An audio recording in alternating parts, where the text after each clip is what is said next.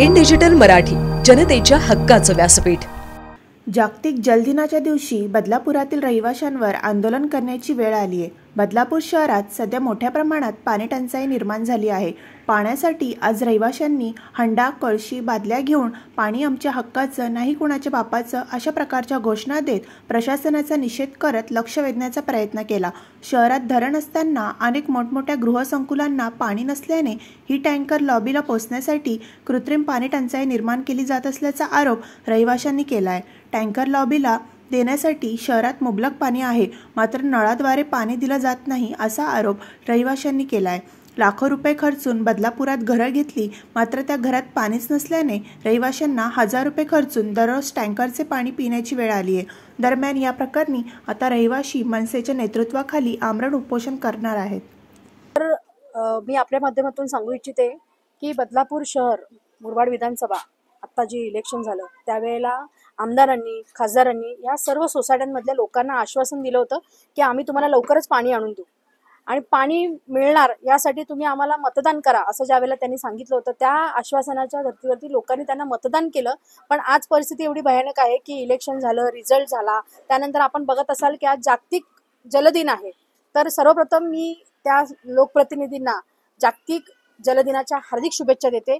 आपण बघत असाल की माझ्या मागे किती महिलांचा आक्रोश आहे आणि किती महिलांनी त्यांचे हंडे, घरातले बालड्या आणि ज्या आहेत त्या घरातनं इथे खाली आणलेल्या आहेत। ही परिस्थिती बदलापूर शहरावरती का आली, तर याला कारण आणि फक्त कारण हे बदलापूर शहराचे राजकारणी आहेत। वेळोवेळी प्रत्येक वेळेला निवडणुका आल्यावरती त्यांना आश्वासनं द्यायची। बदलापूर शहर जे आहे चौथ्या मुंबईच्या दिशेने वाटचाल करणारं शहर आहे।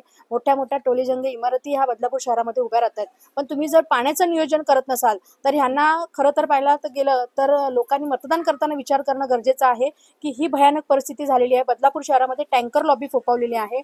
आपण जर माहिती काढली तर इथे एक टँकर जो आहे तो कधी 1100ला, कधी 1500ला, कधी 3,000ला, म्हणजे सोसायटी बिल्डरने हँडओव्हर केलेली असताना किंवा नसताना लोकांना ह्या पाण्यासाठी रस्त्यावर यावं लागतंय। टँकर लॉबीला जे काही त्यांचं जे काही राजकारण आहे त्यामध्ये त्यांनी हात धुवून, म्हणजे टँकरला पाणी मिळू शकतं पण नळाला पाणी मिळणार नाही। ही जी परिस्थिती बदलापूर शहरामध्ये आली ही कोणामुळे आली? अमृत योजना असेल किंवा आता अभय योजना आलेली आहे की तुमची बिलं, म्हणजे तुमचं व्याज जे आहे ते माफ केलं जाणार आहे। पण व्याज माफ करताना तुम्ही पाणी पण द्या ना लोकांना। जर तुम्ही पाणी देऊ शकत नसाल तर मग त्या लोकांनी ती बिलच का भरायची? व्याज हा विषय नंतरचाच राहिला। लोकांना मी तर बोलते लोकांनी बिलच भरू नये आता।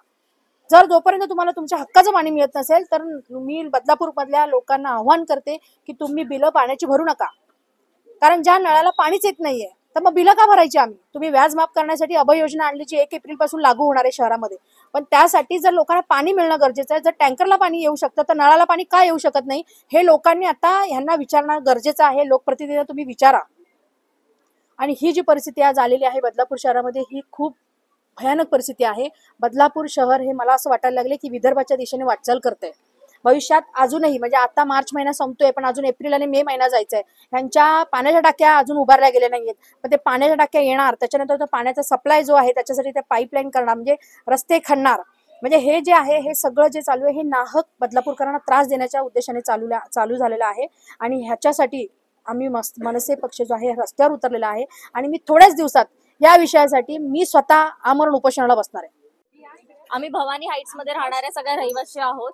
आज बदलापूरमध्ये डॅम असून सुद्धा अख्ख्या मुंबईला पाणी मिळतंय, पण आम्हाला बदलापूरमध्ये राहून सुद्धा आम्हाला पाणी मिळत नाहीये। एकतर आम्हाला आमच्या बिल्डरने तर फसवलंच आहे, वरतून आम्हाला वरतून कळते की तिथूनच आम्हाला पाणी पुरवलं जात नाहीये। तर आम्ही किती दिवस हे हालात काढायचे आहेत? आज आम्ही टँकरचं पाणी पितो, ते अत्यंत घाणेरडं पाणी येतं, कुठून येतं काय येतं आम्हाला काही ठाऊक नाहीये। बिल्डर आमच्यापासून सगळ्या गोष्टी लपवत आलाय आणि आता पाण्याचा असा प्रॉब्लेम कळाला आम्हाला की तिथूनच आम्हाला पाणी येत नाहीये। किती दिवस आम्ही टँकरचं पाणी वापरायचं आणि किती दिवस आम्ही आमचे असे हाल करत राहायचे आहेत?